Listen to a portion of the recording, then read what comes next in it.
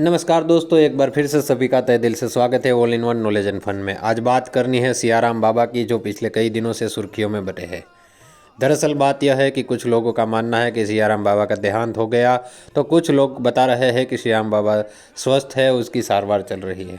लेकिन आज हम बात करेंगे कि कौन है सियाराम बाबा और सियाराम बाबा की जो दिखाने वाली है असली उम्र क्या है। सभी बातें होगी। तो वीडियो में अगर आप नए हैं तो हमारे चैनल को सब्सक्राइब कर लेना। ये दृश्य आपके सामने सियाराम बाबा की सारवार चल रही है।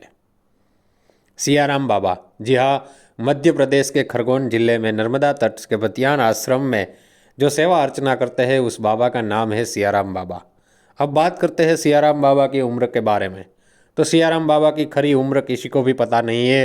कई लोग दावा करते हैं कि सियाराम बाबा की उम्र 150 साल तक की है, तो कुछ लोग दावा करते हैं कि सियाराम बाबा की उम्र 130 साल है। मीडिया रिपोर्ट के अनुसार सियाराम बाबा की उम्र 110 साल है। लेकिन अगर सही दावा माना जाए तो सियाराम बाबा की उम्र 130 से 135 साल की होगी। और सियाराम बाबा आज भी रामचरितमानस का पाठ करते हैं। हनुमान के परम भक्त माने जाते हैं। सियाराम बाबा का नाम भी बड़े रहस्यमय है। कहा जाता है कि सियाराम बाबा का जन्म महाराष्ट्र के मुंबई में हुआ था और किसी संत के संपर्क में आने की वजह से सियाराम बाबा को वैराग्य लग गया और सियाराम बाबा ने यह संसार को त्याग दिया और वह साधु बन गए। तब तपस्या और भगवान की भक्ति में लीन हो गए। सियाराम बाबा ने हिमालय में भी कड़ी तपस्या की है। कहा जाता है कि 10 वर्षों तक सियाराम बाबा ने एक पग पर खड़े रहकर तपस्या की। कुछ लोगों का मानना है कि उसने नर्मदा नदी के तट पर ही 10 साल तक खड़े रहकर जो तपस्या की है। उस समय नर्मदा में बाढ़ भी आ गया था, लेकिन बाबा विचलित नहीं हुए। नर्मदा नदी बाबा की नाभि तक पहुंच गई, लेकिन बाबा ने अपना तप शुरू ही रखा था। और उसके अलावा यह भी सच है कि बाबा ने 12 वर्षों तक मौन व्रत धारण किया था। 12 वर्ष काफ़ी लंबा समय होता है। 12 वर्ष के मौन व्रत के धारण के बाद जब बाबा ने अपने मौन तोड़ा तो उसके मुंह से निकलने वाला पहला शब्द था सियाराम। यही उसके नाम के पीछे की कहानी है। और आज सभी लोग, देश विदेश परदेश के लोग भी उसे सियाराम के नाम से जानते हैं। दृश्य में आप देख सकते हैं कि बाबा एक पोतड़ी में ही रहते हैं। इस वस्त्रों में ही, चाहे सर्दी हो, गर्मी हो या वो बारिश का मौसम, बाबा ऐसे ही वस्त्र में रहते हैं। यह उसकी योग साधना और तपस्या का ही एक प्रमाण है कि कोई लोग ऐसे कैसे रह सकते हैं।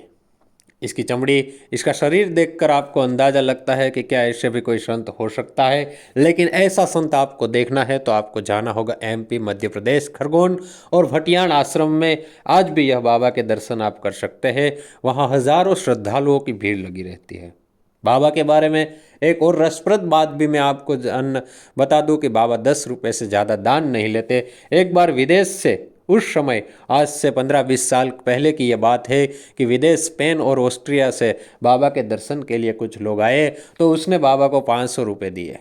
बाबा ने 10 रुपये रखकर सभी लौटा दिए। आज भी बाबा 10 रुपये से ज़्यादा दान नहीं लेते। और बाबा का जो आश्रम है उसमें कई सारे सेवकों, कई सारे श्रद्धालुओं की भीड़ रखती है। बाबा जब भी अब नित्य क्रम में से फ्री होते हैं तो वो रामचरितमानस के पठन में लग जाते हैं। उसके मुख से सियाराम सियाराम सियाराम ही निकलता है।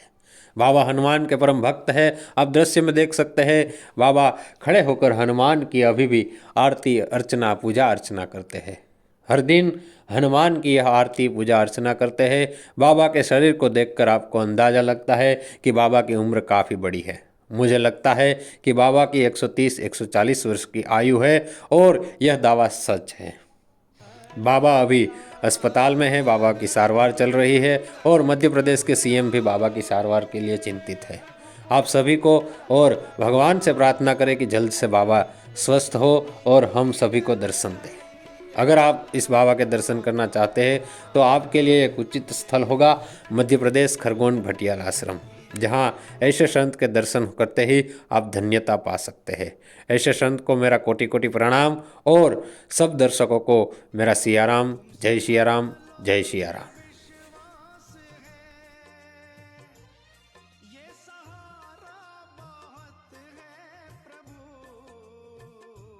ऐसे कई रहस्यमय वीडियो और रहस्यमय बातें, सभी सच बातें जानने के लिए हमारे चैनल को देखते रहना।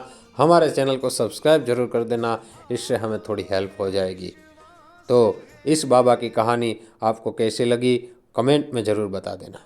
सबको जय सिया राम, जय सिया राम।